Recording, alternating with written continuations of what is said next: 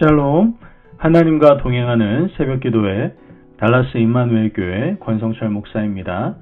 오늘도 하나님과 동행하며 풍성함을 누리시는 저와 여러분이 되시길 주님의 이름으로 축복합니다.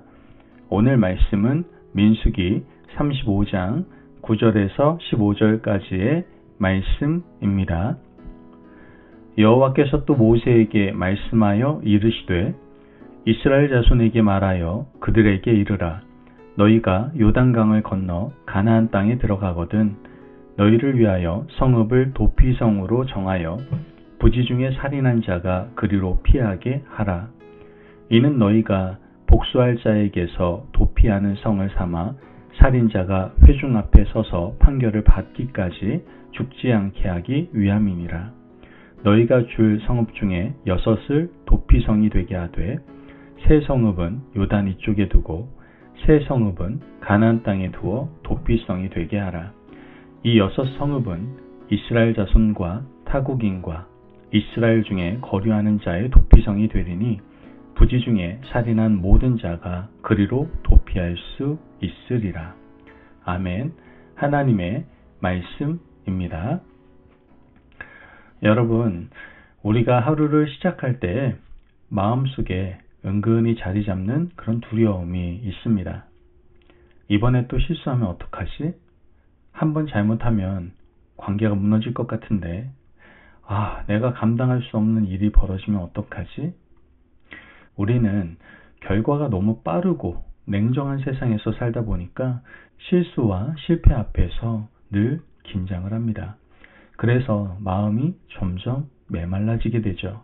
실수할까봐 움츠러들고 사람을 만나는 것도 조심스러워지고 결국 스스로를 가두게 되는 겁니다. 민수기 35장에는 하나님이 이스라엘 공동체에게 주신 놀라운 장치가 등장을 하는데요. 그 장치가 바로 도피성입니다. 누군가를 실수로 죽게 한 사람이 보복당하기 전에 피할 수 있는 성이 바로 도피성이었습니다. 하나님은 약속의 땅에 들어가면서 땅의 경계만 정해주시지 않고 생명을 지키는 경계도 정해주셨던 것이죠. 오늘 말씀은 우리에게 이렇게 말합니다. 하나님이 세우신 경계는 우리를 조이는 규칙이 아니라 생명을 살리는 피난처라는 것을 말씀해 주십니다. 오늘 본문을 통해서 우리는 하나님께서 복수의 속도보다 정의의 질서를 세우시는 것을 알게 됩니다. 민수기 35장 9절에서 15절 말씀에는 하나님이 모세에게 도피성을 지정하라고 하십니다. 그 목적은 분명하죠. 부지 중에 사람을 죽인 자가 그리로 피하게 하라는 것입니다. 여기에는 하나님의 마음이 담겨 있습니다. 당시 문화 속에는 피해 복수가 일반적인 질서였습니다. 가족이 죽으면 가까운 친족이 보복하는 것이 아주 자연스러운 관습이었습니다. 문제는 그 보복이 너무 빠르고 감정적이라는 것이었죠. 사고인지 살인인지 의도였는지 우발이었는지 가려질 시간도 없이 누군가의 생명이 또 사라질 수 있었던 겁니다. 하나님께서는 그 악순환을 끊으십니다. 복수의 속도를 늦추고 공동체가 진실을 판단할 시간을 마련해 주신 겁니다. 도피성은 죄를 가볍게 보자는 제도가 아닙니다. 오히려 반대로 죄와 사고를 구분하고 생명을 함부로 다루지 않게 하는 하나님의 공의였던 것이죠. 도피성의 또 다른 중요한 특징은 누구에게 열려 있는가입니다. 본문은 말을 합니다. 이스라엘 자손뿐 아니라 거류민과 너희 중에 우거하는 타국인도. 피난처는 특권층의 것이 아니라 약한 자에게도 열려있는 길이었습니다. 공동체 안에 있는 사람이라면 출신이 어떻든 사회적 위치가 어떻든 공정한 판단의 기회를 얻을 수 있어야 한다는 것이었습니다. 하나님은 거룩을 외치실 때 늘 이렇게 하십니다. 거룩은 냉혹함이 아니라 생명을 보호하는 질서가 되는 겁니다. 여기서 우리는 경계를 새롭게 봐야 합니다. 많은 사람들은 경계를 자유를 빼앗는 것으로 생각을 하죠. 그러나 하나님이 세우신 경계는 정반대입니다. 경계는 방해물이 아니라 보호막입니다. 도피성은 죄를 숨기는 구멍이 아니라 진실이 드러날 때까지 생명을 보호하는 울타리였던 겁니다. 하나님께서는 공동체가 감정의 폭주로 망가지지 않게 하시는 것을 우리는 알 수가 있게 됩니다. 그리고 이 도피성 제도는 우리에게 복음의 그림자를 보여줍니다. 우리는 때로 의도하지 않았지만 누군가에게 상처를 줍니까? 안 줍니까? 상처를 줍니다. 말 한마디로 마음을 베고 무심한 태도로 관계를 깨뜨리고 내 급한 판단으로 사람을 몰아붙입니다. 그리고 그 순간 마음속에 보복자가 일어나게 되죠.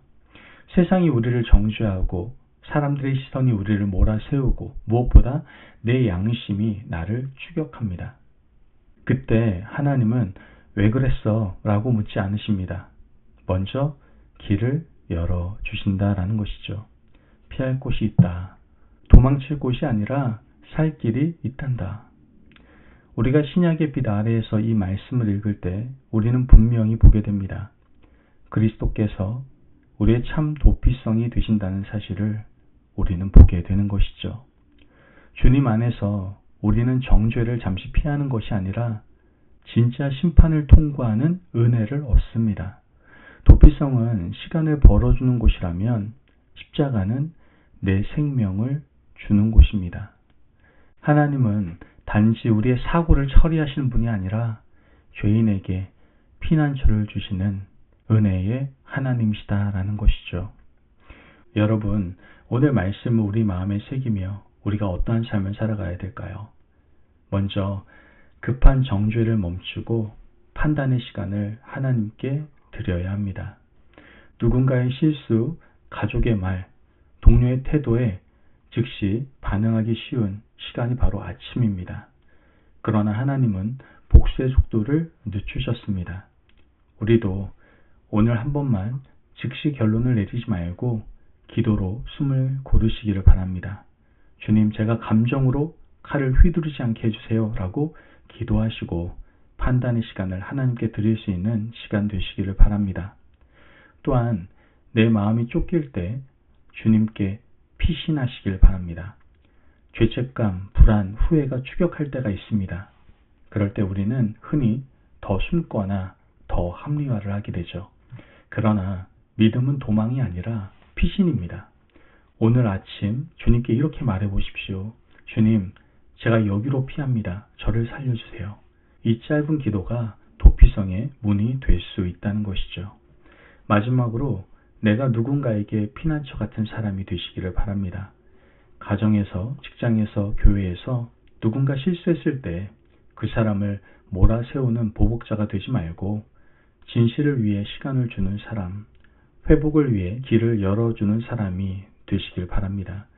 하나님이 우리에게 그렇게 하셨기 때문입니다. 여러분, 민수기 35장의 도피성은 이렇게 선포하고 있습니다.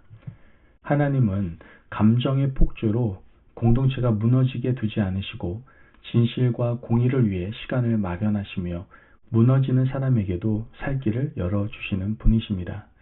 오늘 우리가 붙들 한 문장은 이겁니다. 주님 안에 피난처가 있습니다. 하나님께서 세우신 거룩한 경계는 우리를 묶는 울타리가 아니라 우리를 살리는 은혜의 울타리입니다.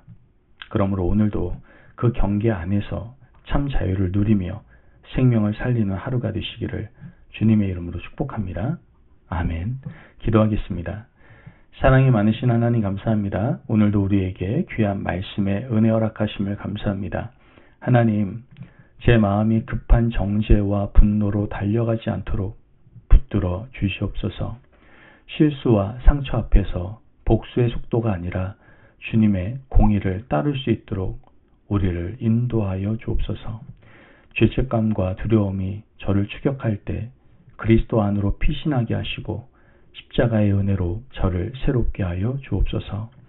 오늘 제가 만나는 사람들에게도 피난처 같은 마음을 품게 하시며 생명을 살리는 말과 행동으로 하루를 살게 하여 주옵소서. 감사하며 예수님의 이름으로 기도합니다. 아멘. 오늘도 하나님과 동행하며 풍성함을 누리시는 저와 여러분이 되시길 주님의 이름으로 축복합니다. 여러분, 하나님이 세우신 거룩한 경계는 우리를 묶는 울타리가 아니라 생명을 살리는 피난처입니다. 오늘도 하나님께서 허락하신 경계 안에서 참된 자유를 누리시는 귀한 하루 되시기를 바랍니다. 말씀 안에서 승리하십시오.